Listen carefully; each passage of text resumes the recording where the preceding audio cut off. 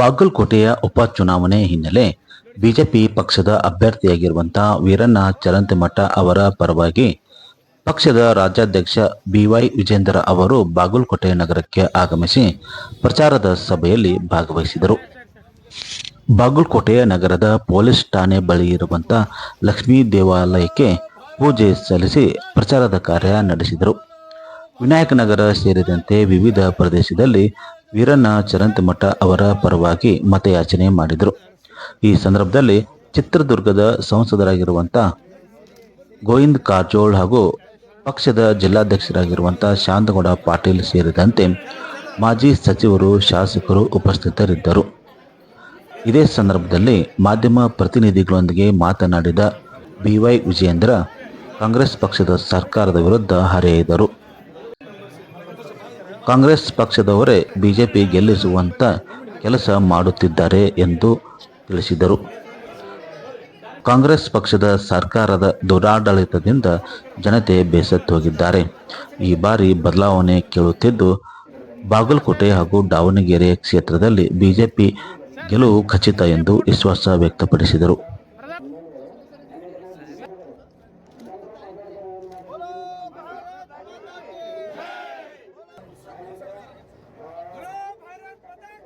ಪೂರ್ಣ ವಿಶ್ವಾಸ ಇದೆ. ಮತದಾರರು ಎರಡೂ ಕ್ಷೇತ್ರಗಳಲ್ಲಿ ಬದಲಾವಣೆಯನ್ನು ಬಯಸ್ತಾ ಇದ್ದಾರೆ. ಇಲ್ಲೂ ಕೂಡ ನಮ್ಮ ಅಭ್ಯರ್ಥಿಗಳಾಗಿರುವಂತಹ ಹಿರಿಯರಾಗಿರ್ತಕ್ಕಂಥ ವೀರಣ್ಣ ಚರಂತಿಮಠರವರು ದೊಡ್ಡ ಅಂತರದಲ್ಲಿ ಗೆಲ್ತಾರೆ.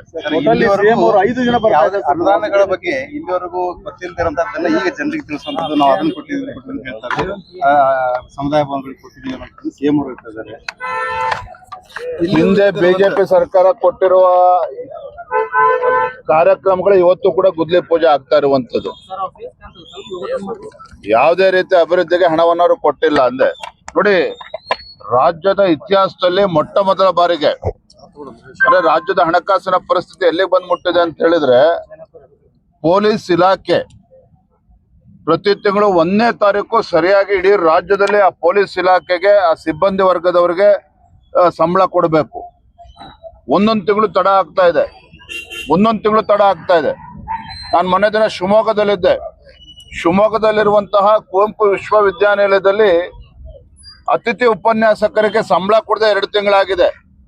ರಾಜ್ಯದ ಬೇರೆ ಬೇರೆ ವಿಶ್ವವಿದ್ಯಾನಿಲಯದಲ್ಲೂ ಕೂಡ ಇದೇ ಪರಿಸ್ಥಿತಿ ಇರುವಂತದ್ದು.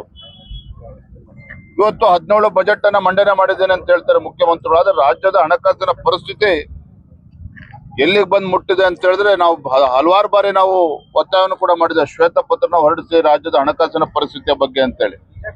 ಸುಮ್ನೆ ಬುಲ್ಡೋಸ್ ಮಾಡ್ಕೊಂಡು ಹೋಗ್ತಾ ಇದ್ದಾರೆ ಅನ್ನೋದು ಬಿಟ್ರೆ ಬೇರೆ ಏನು ಮಾಡಿಲ್ಲ.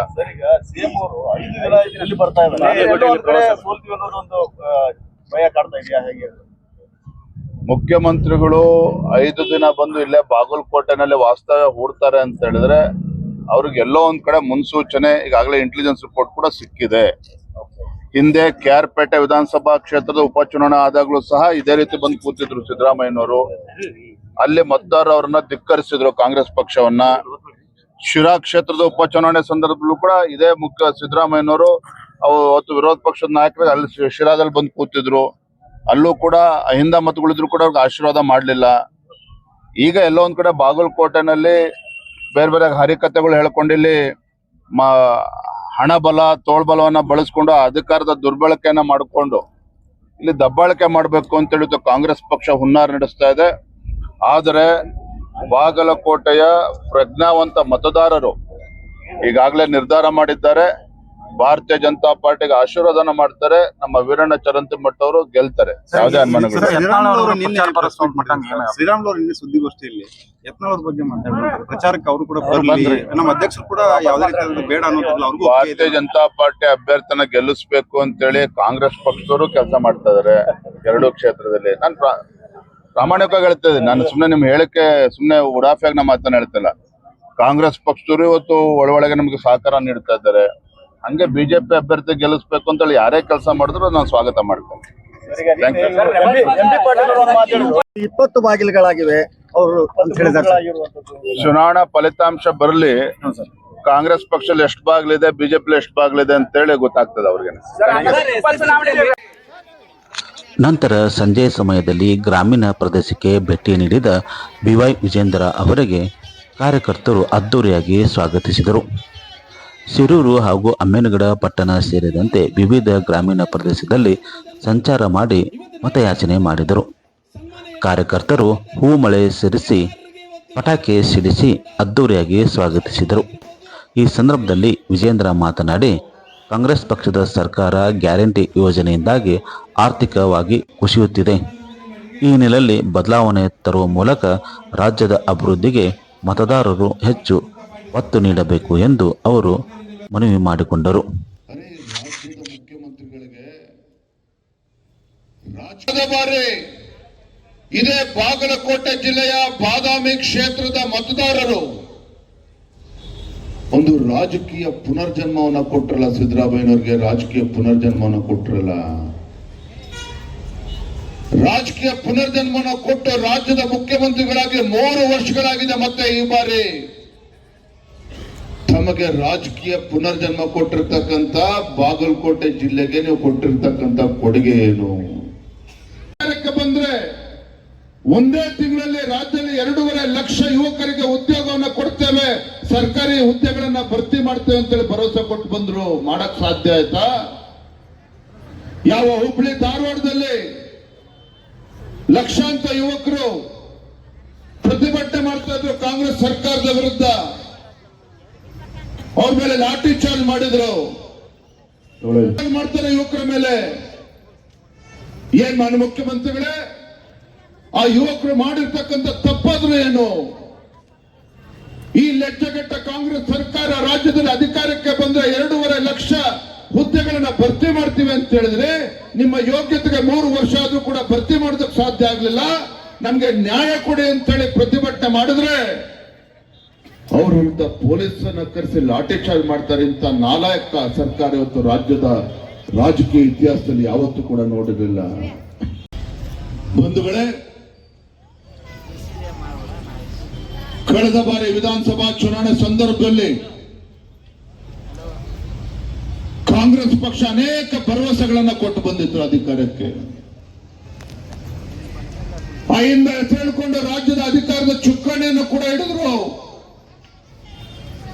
ರಾಜ್ಯದ ಜನ ನಿರೀಕ್ಷೆ ಮಾಡಿದ್ರು, ಈ ಕಾಂಗ್ರೆಸ್ ಸರ್ಕಾರ ಅಧಿಕಾರಕ್ಕೆ ಬಂದ್ರೆ ಜನಪರ ಆಡಳಿತ ನೀಡ್ತಾರೆ, ಬಡವರಿಗೆ ಒಳ್ಳೇದು ಮಾಡ್ತಾರೆ, ರೈತರಿಗೆ ಒಳ್ಳೇದು ಮಾಡ್ತಾರೆ, ನೇಕರಿಗೆ ಒಳ್ಳೇದು ಮಾಡ್ತಾರೆ. ಅದು ಯಾವುದು ಕೂಡ ಮಾಡಲಿಲ್ಲ. ಒಂದೊಂದ್ಸಲ ಮುಖ್ಯಮಂತ್ರಿಗಳು ಕಾಂಗ್ರೆಸ್ ಪಕ್ಷದ ಮುಖಂಡರ ಮಾತುಗಳನ್ನ ಕೇಳ್ತಾ ಇದ್ರೆ, ಇವತ್ತು ರಾಜ್ಯದಲ್ಲಿ ಕಾಂಗ್ರೆಸ್ ಪಕ್ಷ ಅಧಿಕಾರಕ್ಕೆ ಬಂದಿದೆ ಅಂತ ಹೇಳಿದ್ರೆ ಕೇವಲ ಅಲ್ಪಸಂಖ್ಯಾತರ ಓಟ್ಗಳನ್ನ ಪಡೆದುಕೊಂಡು ಕೇವಲ ಅಲ್ಪಸಂಖ್ಯಾತರ ಮತಗಳಿಂದ ಮಾತ್ರ ಕಾಂಗ್ರೆಸ್ ಸರ್ಕಾರ ಅಧಿಕಾರಕ್ಕೆ ಬಂದಿದೆಯಾ? ಈ ಅನುಮಾನ ಕಾಡ್ತದೆ. ಕಾರಣ ಮಾನ್ಯ ಮುಖ್ಯಮಂತ್ರಿಗಳ ಒಂದು ಅಲ್ಪಸಂಖ್ಯಾತರ ಓಲೈಕೆ ರಾಜಕಾರಣ. ಬೆಂಗಳೂರಿನ ವಿಧಾನಸೌಧದಲ್ಲಿ ಪಾಕಿಸ್ತಾನ್ ಜಿಂದಾಬಾದ್ ಅಂತೇಳಿ ಘೋಷಣೆ ಮಾಡಿದ್ರೆ ಅಂತ ದೇಶ ದ್ರೋಹಿಗಳನ್ನ ಒದ್ದು ಒಳಗಾಗ್ತಕ್ಕಂಥ ಕೆಲಸ ಈ ಮುಖ್ಯಮಂತ್ರಿಗಳು ಕಾಂಗ್ರೆಸ್ ಸರ್ಕಾರ ಮಾಡಲಿಲ್ಲ. ಬಾಗಲಕೋಟೆನಲ್ಲಿ ಈ ದೇಶದ ಹಿಂದೂ ಹೃದಯ ಸಾಮ್ರಾಟ್ ಶಿವಾಜಿ ಮಹಾರಾಜರ ಜನ್ಮ ಜಯಂತಿಯನ್ನು ಆಚರಣೆ ಮಾಡ್ತಾ ಇದ್ರೆ, ಶಾಂತಿಯುತವಾಗಿ ಮೆರವಣಿಗೆ ಆಗ್ತಾ ಇದ್ರೆ, ಆ ಮೆರವಣಿಗೆ ಮೇಲೆ ದೇಶದ್ರೋಹಿಗಳು ಕಲ್ಲಿಸತಕ್ಕಂಥ ಕೆಲಸ ಮಾಡ್ತಾರೆ, ದಾಳಿ ಮಾಡ್ತಾರೆ. ಅಂತ ದೇಶದ್ರೋಹಿಗಳನ್ನ ಒದ್ದು ಒಳಗಾಗ್ತಕ್ಕಂಥ ಕೆಲಸ ಕಾಂಗ್ರೆಸ್ ಸರ್ಕಾರಕ್ಕೆ ಮಾಡೋಕ್ಕೆ ಸಾಧ್ಯ ಆಗಲಿಲ್ಲ. ಬೆಳಗಾವಿ ಪಕ್ಕದಲ್ಲಿರ್ತಕ್ಕಂಥ ಯಲ್ಲಾಪುರದಲ್ಲಿ ಹಾಡು ಹಗಲೇ ಒಬ್ಬ ದಲಿತ ಮಹಿಳೆಯ ಕಗ್ಗೊಲೆ ಆಗ್ತದೆ. ಒಂದು ಜವಾಬ್ದಾರಿತ ಸರ್ಕಾರ ರಾಜ್ಯದಲ್ಲಿ ಅಧಿಕಾರದಲ್ಲಿದೆ. ಒಬ್ಬ ಸಚಿವರು, ಒಬ್ಬ ಮಂತ್ರಿ ಹೋಗಿ ಆ ದಲಿತ ಕುಟುಂಬಕ್ಕೆ ಸಾಂತ್ವನ ಹೇಳ್ತಕ್ಕಂಥ ಕೆಲಸ ಈ ಕಾಂಗ್ರೆಸ್ ಸರ್ಕಾರದಿಂದ ಮಾಡೋದಕ್ಕೆ ಸಾಧ್ಯ ಆಗಲಿಲ್ಲ. ಮೈಸೂರಿನ ಮಾಜಿ ಸಂಸದರಾಗಿರುವಂತಹ ಪ್ರತಾಪ್ ಸಿಂಹ ಕೂಡ ಬಾಗಲಕೋಟೆಯ ಕಿಲ್ಲಾ ಪ್ರದೇಶಕ್ಕೆ ಆಗಮಿಸಿ ಬಿಜೆಪಿ ಅಭ್ಯರ್ಥಿ ಪರವಾಗಿ ಮತಯಾಚನೆ ಮಾಡಿದರು. ಶುಗರ್ ಫ್ಯಾಕ್ಟ್ರಿಗಳು, ನೀವು ಕಬ್ಬನ್ನು ಬೆಳಿತೀರಿ, ನಿಮಗೆ ಒಳ್ಳೆ ಶಿಕ್ಷಣ ಬೇಕು ಅಂತಂದ್ರೆ ಬಾಗಲಕೋಟೆ ಅಂತ ಜಿಲ್ಲೆಯಲ್ಲಿ ಒಂದು ಇಲ್ವಾ? ನಿಮ್ಮ ಮಕ್ಕಳಿಗೆ ನಿಮ್ಮ ಮನೆ ಬಾಗಿಲಲ್ಲೇ ಎಲಿಮೆಂಟ್ರಿಯಿಂದ ಮೆಡಿಕಲ್ವರೆಗೂ ಓದೋದಕ್ಕೆ ಇಲ್ಲಿ ಒಂದು ವ್ಯವಸ್ಥೆ ಸೃಷ್ಟಿಯಾಗಿದ್ರೆ ಅದಕ್ಕೆ ಚರಂತಿ ಮಠದ ದೊಡ್ಡ ಕೊಡುಗೆ ಇದೆಯಲ್ವಾ? ಆ ವ್ಯಕ್ತಿನೇ ಗೆಲ್ಸ್ಬೇಕಾ ಬೇಡವಾ? ನೀವೇ ಯೋಚನೆ ಮಾಡಿ ಬಂಧುಗಳೇ. ನಮ್ಮಲ್ಲಿ ಎಲ್ಲೇ ಹೋದ್ರೂ ಕೂಡ ಹೆಂಗಸರಿಗೆಲ್ಲ 2,000 ರೂಪಾಯಿ ಕೊಟ್ಟಿದ್ದೀವಿ, 2,000 ರೂಪಾಯಿ ಕೊಟ್ಟಿದ್ದೀವಿ ಅಂತ ಹೇಳ್ತಾರೆ.